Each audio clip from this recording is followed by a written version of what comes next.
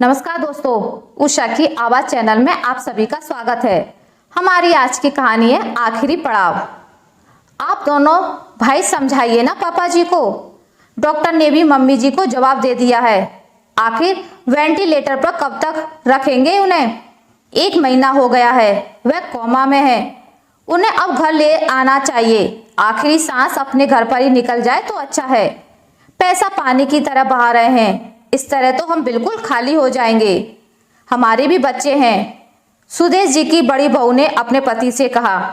तो छोटी बहू ने भी अपनी जेठानी की बातों में हाँ में हाँ मिलाई। शहर में जाने माने अचार और पापड़ का व्यापार है सुदेश जी का, जहाँ से अलग अलग शहरों में भी अचार सप्लाई होता है। दोनों बेटे भी उन्हीं के साथ बिजनेस में लगे हैं। पैसे की कोई कमी नहीं है। लगभग 1.5 महीना पहले से उनकी पत्नी की तबीयत खराब चल रही थी। कभी शुगर अप डाउन हो रही थी और बीपी भी अप डाउन हो रहा था। कितने टेस्ट हो चुके थे। धीरे धीरे उनका स्वास्थ्य काफी गिर गया था और उन्हें अस्पताल में भर्ती करना पड़ा। कांता जी को शायद लगने लगा था कि वह अब नहीं बचेंगी।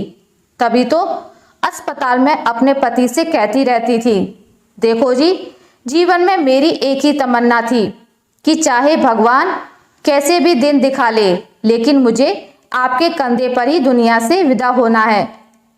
मुझे आप अच्छे से तैयार करके और मांग में खूब सारा सिंदूर भर के ही विदा करना। हमारे बच्चे बहुत अच्छे हैं, उनके साथ आपका समय कट ही जाएगा। सुदेश जी रोते हुए कहने लगे, मैं तुम्हारे बिना एक दिन भी नहीं रह सकता। तुम मुझे छोड़कर कहीं नहीं जा सकती। मैं दिन रात एक कर दूंगा, पैसा पानी की तरह बहा दूंगा, लेकिन तुम्हें मेरे लिए ठीक होना पड़ेगा। जीवन के हर सुख दुख में तुम मेरी संगिनी रही हो। कितने उतार चढ़ाव देखे हैं जीवन में। मैं तुम्हारे बिना जिंदगी का सफर नहीं काट सकता। उनकी बात सुनकर कांता जी की आंखों में भी आंसू आ गए थे और कहने लगी, कौन हमेशा साथ रहा है जी? किसी एक को तो अकेले रहना ही पड़ता है। उम्र के इस मोड़ पर मौत पर किसका बस चला है? कब किधर से आ जाए किसे पता।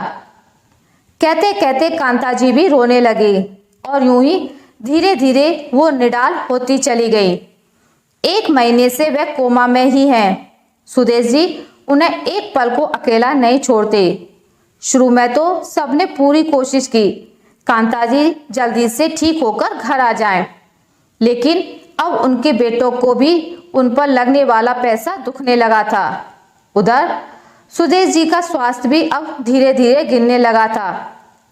आज जब थोड़ी देर के लिए कांता जी के पास अपनी बहन को छोड़कर घर आए तो हिम्मत करके उनके दोनों बेटों ने उनसे कह ही दिया, पापा, माँ की बीमारी का हमें भी बहुत दुख है। उनके बिना हमें भी अधूरा ही लगेगा, लेकिन डॉक्टर ने भी हाथ खड़े कर दिए हैं। अब उन्हें घर ले आना चाहिए। शायद अपने घर में ही उनके प्राण अटके हों। खबरदार, जो तुम दोनों ने एक और शब्द भी कहा, अभी मैं जिंदा हूँ और अपनी पत्नी के लिए मैं अकेला ही काफी हूँ। वह मेरी जीवन संगिनी है, उसे मरने के लिए अकेला कैसे छोड़ दूं? जब से ब्याह कर इस घर में आई है, उसने हर कदम पर मेरा साथ दिया है। तुम्हारी दादी के जल्दी स्वर्ग सिधार जाने पर तुम्हारी बुआ की शादी में भी अपने सारे जेवर मेरे हाथ पर थमाते हुए उसने यही कहा था, मेरा गहना तो आप हो। आप यह सारे जेवर अपनी बहन को दे दो। मेरे लाख मना करने पर भी सिवाय एक मंगलसूत्र के उसने कुछ अपने पास नहीं रखा था। तुम्हें पढ़ाने की खातिर जब हम गांव से शहर आए थे तो मेरी छोटी सी प्राइवेट नौकरी थी। थोड़ा बहुत पैसा कमाने के लिए उसने अपने हाथों से अचार डालकर घर घर देना शुरू किया था। धीरे धीरे कितने ऑर्डर मिलने लगे थे। मैं भी अपनी नौकरी छोड़कर इसी काम में लग गया था। यूं ही दुकान पर 2-4 नौकर भी रख लिए थे। व्यापार अच्छा चल निकला। यह सब कुछ उसके समर्पण और मेहनत का ही फल है। अपने लिए कभी किसी चीज की इच्छा नहीं जताई। उसने मुझसे कभी कुछ नहीं मांगा और तुम कहते हो मैं उसे मरने के लिए अकेला छोड़ दूं। क्या कमी रह गई तुम्हारी परवरिश में उससे, जो तुम अपनी माँ के लिए ही ऐसे शब्दों का इस्तेमाल कर रहे हो। अरे लोग तो दूसरों से उधार ले लेकर बीमार आदमी पर पैसा लगाते हैं। भगवान का दिया हुआ मेरे पास सब कुछ है, तो मैं उस पर क्यों ना लगाऊं। अपने पिता की बात सुनकर दोनों बेटे बहुत शर्मिंदा हुए और चुप हो गए। दोनों बहुएं भी एक दूसरे का मुंह देखने लगी थी। अस्पताल में जाकर सुदेश जी अपनी पत्नी का हाथ दोनों हाथों में लेकर बहुत रोए और अपनी पत्नी से कहने लगे, सब रिश्ते स्वार्थ के हैं कांता।